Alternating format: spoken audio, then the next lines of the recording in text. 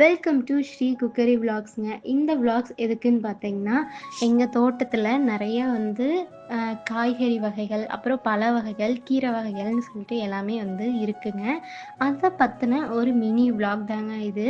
அது மட்டும் இல்லாமல் நான் என்னென்ன தோட்டத்தில் விதைகள் போட்டிருக்கிறேங்கிறதையும் இந்த வீடியோவில் பார்க்க போகிறீங்க. வாங்க வீடியோக்குள்ளே போகலாம்.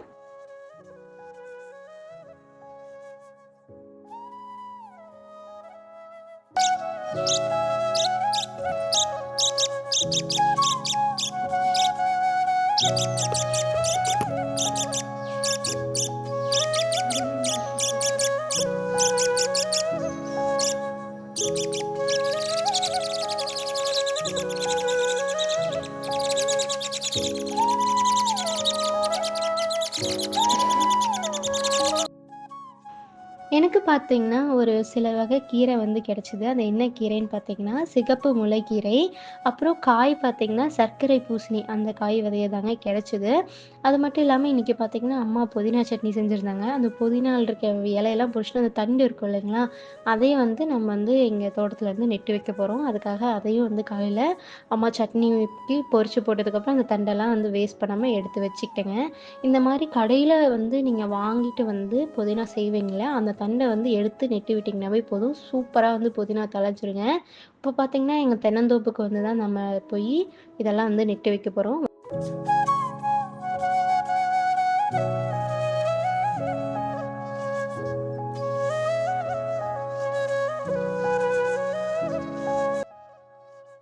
இதுதாங்க எங்க தென்னந்தோப்பு.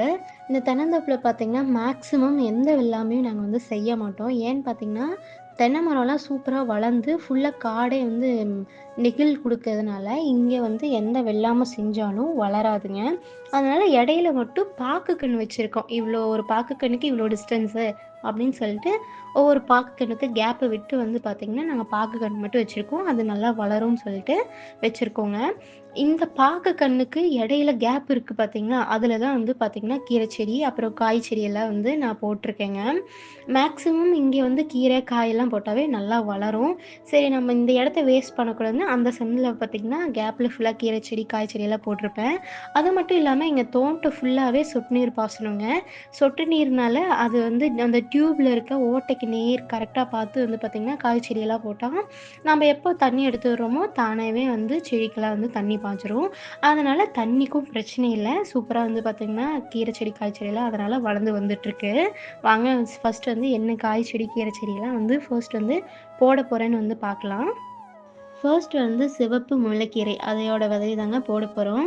அதுக்காக தான் மண்ண இந்த மாரி கிளறிக்கிறேங்க. இப்படி கிளறும்போது தான் அந்த விதைய அழகா போடும்போது வரும். ரொம்ப ஆழமாவும் போயிறக்கூடாது. அத பார்த்து மேலாப்புல அந்த மண்ண இப்படி கிளறுனா போதுங்க.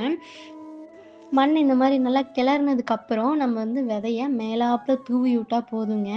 ரொம்ப ஆழமா போகணும் அப்படிங்கிறதெல்லாம் அவசியம் இல்ல. மேலாப்புல இந்த மாரி லைட்டா தூவி விட்டா போதுங்க.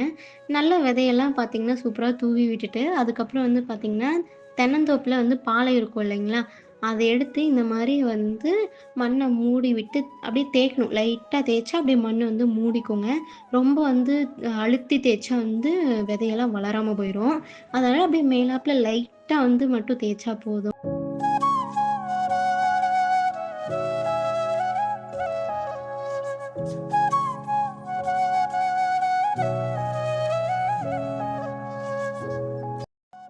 பாருங்க, ஒரு பாக்கு கன்னுக்கும், இன்னொரு பாக்கு கன்னுக்கும் இடையில தான் நாங்க விதைய போட்டிருப்போங்க.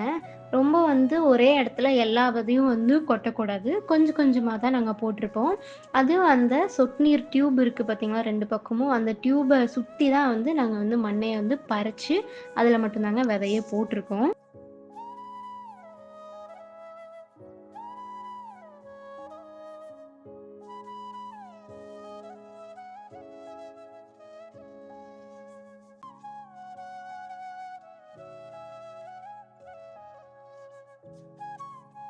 அடுத்தது பார்த்தீங்கன்னா, சர்க்கரை பூசணி விதை தாங்க போட போறோம். இதுதாங்க அந்த சர்க்கரை பூசணி விதை.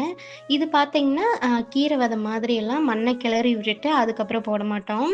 பூசணி விதைக்கு பார்த்தீங்கன்னா, ஒரு குச்சி இல்ல கம்பி பயன்படுத்தி, அந்த மண்ண லைட்டா மேலாப்புல மட்டும் இந்த மாரி பறிச்சு விட்டுட்டு, ஒரே இடத்துல ஒரு 3 விதை வந்து நாங்க வந்து போட்டுக்கிறோங்க. அதுவும் பார்த்தீங்கன்னா, இந்த கரெக்ட்டா ஒரு டிஸ்டன்ஸ்க்கு அப்புறம் அந்த டியூப்ல வந்து ஓட்டை இருக்கும். அந்த ஓட்ட பார்த்து கரெக்ட்டா அது பக்கத்தாலேயே வந்து நாங்க வந்து விதைய போட்டுக்கிட்டோம். அப்பதான் வந்து நல்லா தண்ணி போக போக பூசணிக்காய் நல்லா வளரும்னு சொல்லிட்டு, அதே மாரி நாங்க போட்டுக்கிட்டோங்க.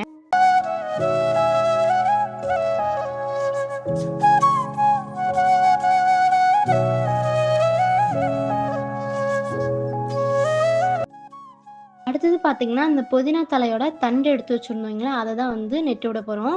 புதினாவ பொறுத்தளவுக்கு பெருசா விதை வாங்கணும், செடி வாங்கணும்லாம் இல்லைங்க. ரொம்ப சிம்பிள்.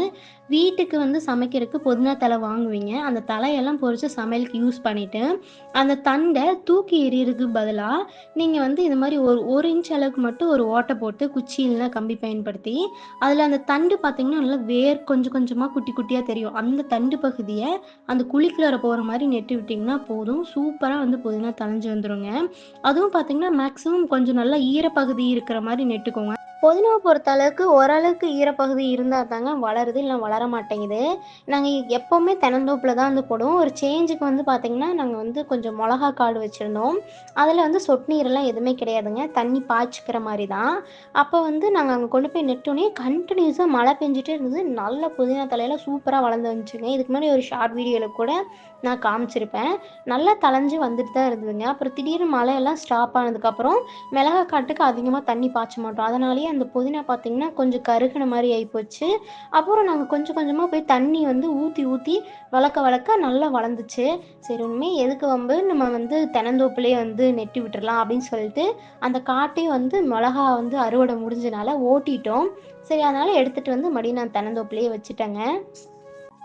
அவ்வளோதாங்க. எங்ககிட்ட இருந்த விதை செடியெல்லாம் வந்து நெட்டி விட்டாச்சு. அடுத்தது எங்க வீட்ல என்னென்னலாம் காய்ச்செடி இப்ப இருக்கு, அப்புறம் என்ன பழ வகை செடியெல்லாம் இருக்குன்னு வந்து பார்க்க போறோம். இது பார்த்தீங்கன்னா, தென்னந்தோப்புக்கு வெளியே தாங்க. தென்னந்தோப்புக்கு வெளியே வந்து நாங்க துணியெல்லாம் காய போடுறதுக்கு கம்பி கட்டி வச்சிருந்தோம். அது பார்த்தீங்கன்னா, கிட்டத்தட்ட ஒரு மாசக்கணக்கா வந்து நாங்க அத யூஸ் பண்றதில்ல. அதோட தேவை எங்களுக்கு இல்லாதனால அப்படியே விட்டுட்டோம். ஆனா, அங்க ஒரு செடக்கா செடி வந்து பார்த்தீங்கன்னா, தானா வளர்ந்து வந்து சூப்பரா அந்த கம்பி மேல எப்படி படர்ந்து போயிருக்குன்னு பாருங்க. அவ்வளோ அழகா இருந்தது. அதில பார்த்தீங்கன்னா, இப்பதான் கொஞ்சம் கொஞ்சமா பூ வச்சிருக்கு. நெறைய பிஞ்சுலாம் வைக்க ஆரம்பிச்சிருக்கு. இந்த சொரக்காய் வந்து பார்த்தீங்கன்னா, குண்டு சொரக்காயா இருக்கும். அந்த குண்டா கொஞ்சம் இருக்கும் இல்லைங்களா? அந்த சொரக்காய், குண்டு சொரக்கான்னு சொல்லுவாங்க. சூப்பரா பார்த்தீங்கன்னா, அதே தானா வளர்ந்து வந்தது தாங்க. இந்த தென்னந்தோப்புக்கெல்லாம் நம்ம வந்து சொட்டு நீர் பாசனம் மூலம் தானே தண்ணி பாய்ச்சுறோம். அதனாலயோ என்னமோ அது தண்ணியும் நாங்க விடுறதில்ல. சூப்பரா அதே வந்து வளர்ந்து வந்துருதுங்க.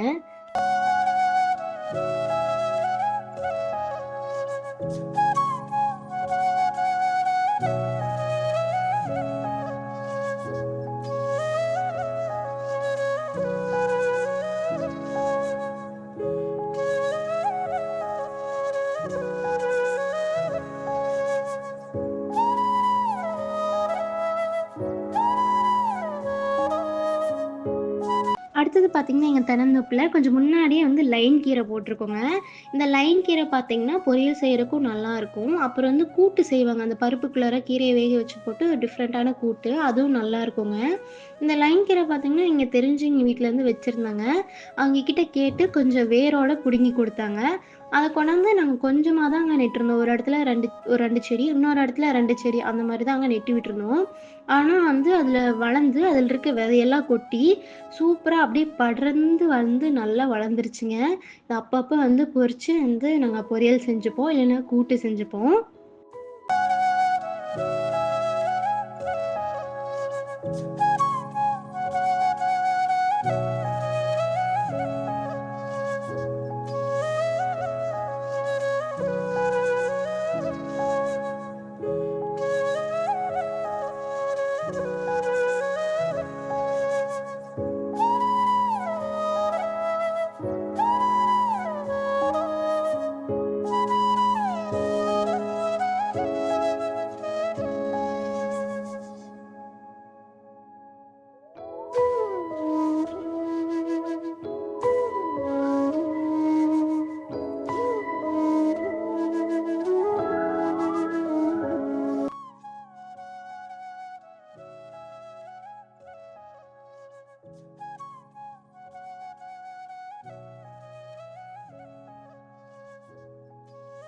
இதுலயும் பார்த்தீங்கன்னா, ஒரு பாக்கு கன்னுக்கும், இன்னொரு பாக்கு கன்னுக்கும் கேப் இருக்கும்.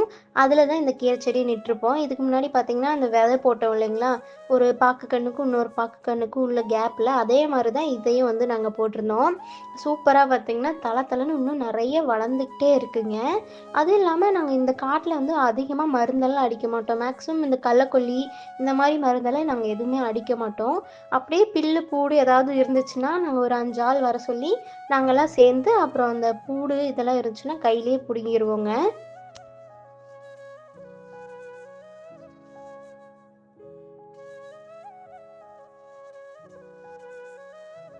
அடுத்தது இந்த கீரை பார்த்தீங்கன்னா, மிளகு தக்காளி கீரை அப்படின்னு சொல்லுவாங்க.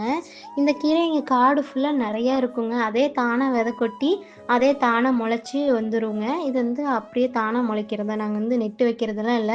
ஒரு இடத்துல வளரும். அப்படியே அதில இருக்க விதையெல்லாம் கொட்டி அப்படியே காடு ஃபுல்லா வளர ஆரம்பிச்சுருங்க.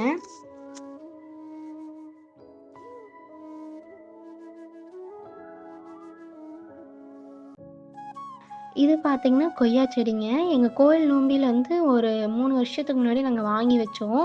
இப்ப தான் இது வந்து பிஞ்சு நெறைய வச்சு காய் காய்ச்சிட்டுருக்கு. அதுவும் காய் ஒண்ணும் அவ்ளோ பெருசாலாம் இல்லைங்க. கொஞ்சம் சின்ன சின்னதா தான் இருக்கு.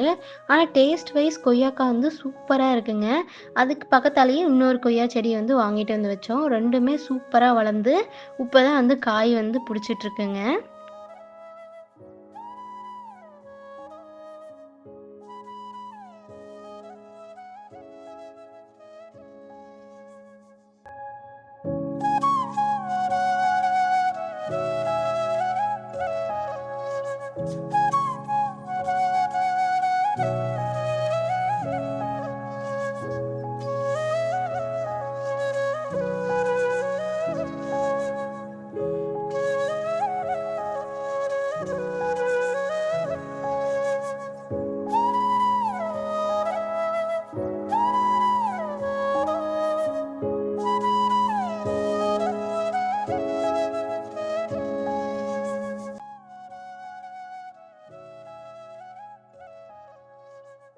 உங்களுக்கு அங்கங்க பார்த்தீங்கன்னா, ஒரு சின்ன சின்னதா செடி தெரியும். அது வேற ஒண்ணுமே இல்லைங்க. எங்க வீட்ல ஆடு தீவனமா சாப்பிடுற பட்டுப்புழு செடி தாங்க. இந்த செடியில என்ன இருக்குன்னா, அந்த செடியில ஒண்ணுமே இல்லைங்க. அந்த செடிக்கு அடியே தான் வந்து பார்த்தீங்கன்னா, நாங்க பெரண்ட செடி நட்டு வச்சிருக்கோம். ஃபர்ஸ்ட்டு இந்த பட்டுப்புழு செடியெல்லாம் குட்டி குட்டியா இருக்கும்போது, இந்த பெரண்டைய கொண்டாந்து நட்டோம். அந்த பட்டுப்புழு செடி நல்லா பெருசா வளர்ந்துருச்சு. அந்த பெரண்டையும் அது அப்படியே வளர்ந்து, அது மேல கொடியா படர்ந்து சூப்பரா போயிட்டுருக்குங்க. இத வந்து அப்பப்ப வந்து பொறிச்சு நாங்க வந்து சட்னி ஆட்டுவோம். இந்த பிரண்டையில அவ்ளோ பெனிஃபிட் இருக்குங்களாம்மா. சின்ன வயசுலலாம் நான் சாப்பிடலைன்னா, எங்க அம்மா வந்து இது பொறிச்சு இதுலேருந்து சட்னி செஞ்சு குடுத்தா நல்லா பசியாகும். நெறையா வந்து சாப்பிடுவா அப்படிங்கிற மாரி சொல்லுவாங்க. எனக்கு நெறைய சட்னி இதுலேருந்து செஞ்சு குடுப்பாங்க.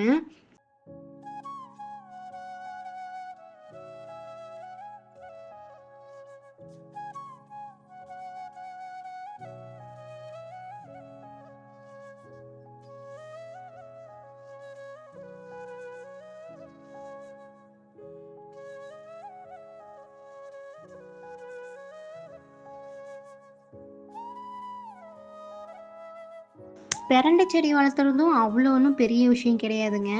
நாங்க பார்த்தீங்கன்னா, ஏதோ ஒரு வேலியில வந்து இந்த பெரண்டை செடி வளர்ந்துருந்தது. அது கொஞ்சமா வந்து குட்டி குட்டி பீஸா அந்த கனவு பீஸுன்னு சொல்லுவாங்க. அத மட்டும் வெட்டிட்டு வந்து, இந்த மாதிரி செடிக்கடிய நெட்டு வச்சோம். அது வளர்ந்து இந்த மாரி கொடியா படர்ந்து போயிட்டே இருக்கு. மறுபடியும் வந்து இன்னும் கொஞ்சம் வெட்டி, ஒரு தென்னை மரத்து மேல வந்து படர்ந்து போற மாரியும் கொஞ்சம் வச்சிருக்கோங்க. அங்கங்க வந்து பார்த்த இடத்துலலாம் வந்து இந்த பெரண்டை செடிய வந்து நாங்க நெட்டு விட்டுருப்போம்.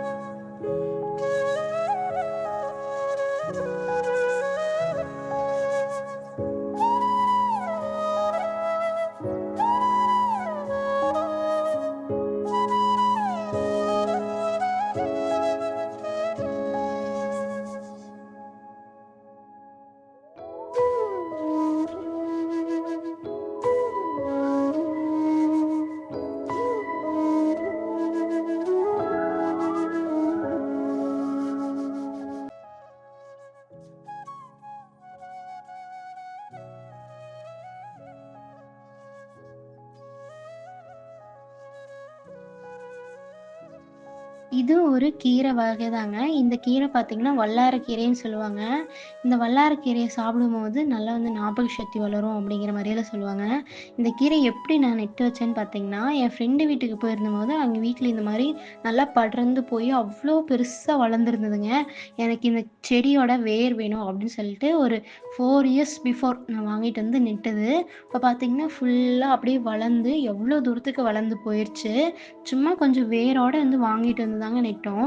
இப்போ இந்த 4 வருஷமா இந்த கீரை பார்த்தீங்கன்னா, அவ்ளோ வளர்ந்து போயிட்டே இருக்கு. அப்பப்ப பொறிச்சு, அந்த கீழ இலை மட்டும் இருக்குங்களா, அந்த இலைய பொறிச்சு மட்டும் சட்னி வந்து செஞ்சு தருவாங்க. இல்லைன்னா அம்மா பார்த்தீங்கன்னா, சூப் வச்சு தருவாங்க.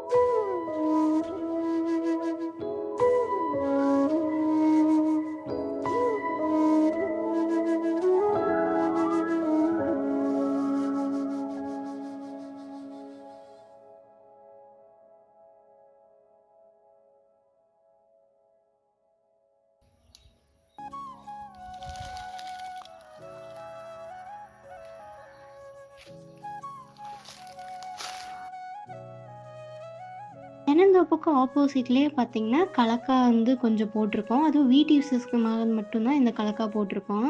இந்த கலக்காய்க்கு கீழயே பார்த்தீங்கன்னா வாழைத்தோப்பு. இந்த வாழைத்தோப்புக்கும், கலக்கா காட்டுக்கும் இடையில வந்து வரப்பு இருக்கும் இல்லைங்களா? அந்த வரப்புல தான் வந்து கொஞ்சமா சொரக்கா விதை வந்து போன வருஷம் ஊனி வச்சிருந்தேன். இப்ப தான் பார்த்தீங்கன்னா, அது நல்லா வளர்ந்து அவ்ளோ காய் பிடிக்குதுங்க. இதுக்கு ஒரு முன்னாடி ஷார்ட் வீடியோல கூட சொல்லியிருப்பேன். நெறையா சொரக்கா வளருது. இத்தன சொரக்காய வச்சு நான் என்ன சமைக்கிறதுன்னே தெரியல. வாரத்துல ஒரு 4 நாளைக்கு சொரக்கா தாங்க சாப்பிடுறோம். அவ்ளோ சொரக்கா இந்த செடியில வந்து காய்ச்சிட்டுருக்கு. நீங்க பார்த்தீங்கன்னாவே தெரியும்.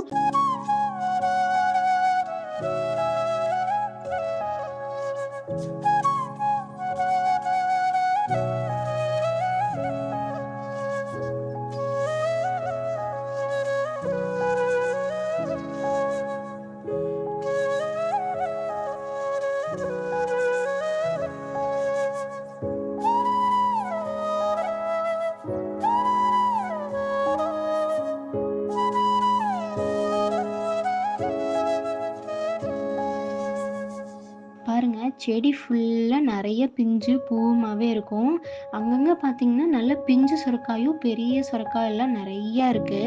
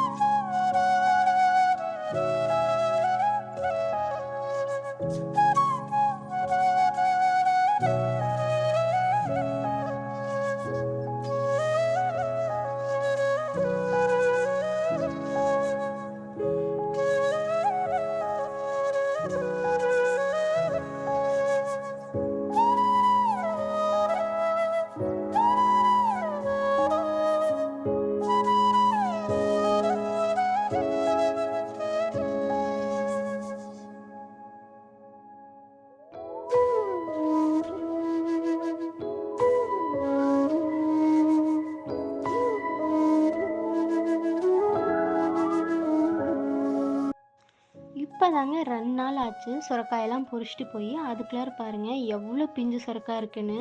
நான் வந்து தோட்டத்துக்கு வரும்போது கத்தி இல்ல கூட எதுவுமே கொண்டு வராம வந்துட்டேன். இந்த காயெல்லாம் பொறிச்சிட்டு போறக்கு. இந்த பிஞ்சு காய இப்போவே பொறிச்சா தான் உண்டு. இல்லைன்னா இந்த 2 நாள் போனா முத்தி போயிரும். அத வந்து நம்ம முத்தி போன சுரக்காயெல்லாம் எடுத்து நாங்கள் வந்து எங்கள் வீட்டில் இருக்க ஆடு மாடு எருமைக்கு தாங்க கொடுப்போம். அது வந்து பிஞ்சு வந்து செஞ்சு சாப்பிட்டா தான் நல்லாயிருக்கும். முத்தின சுரக்காய் வந்து சமைச்சு சாப்பிட முடியாது.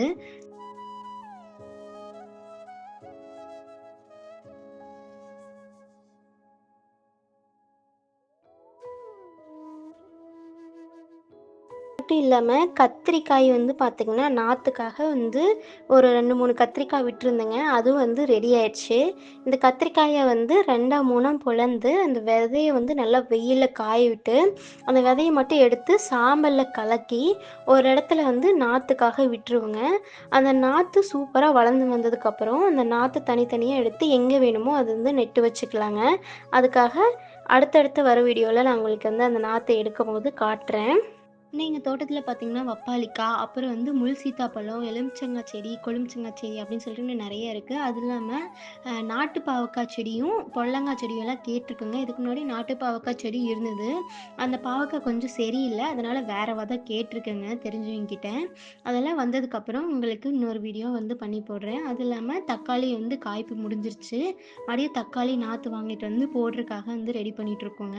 இந்த வீடியோ புடிச்சிருந்தா மறக்காம என் சேனல சப்ஸ்கிரைப் பண்ணி லைக் பண்ணிக்கோங்க.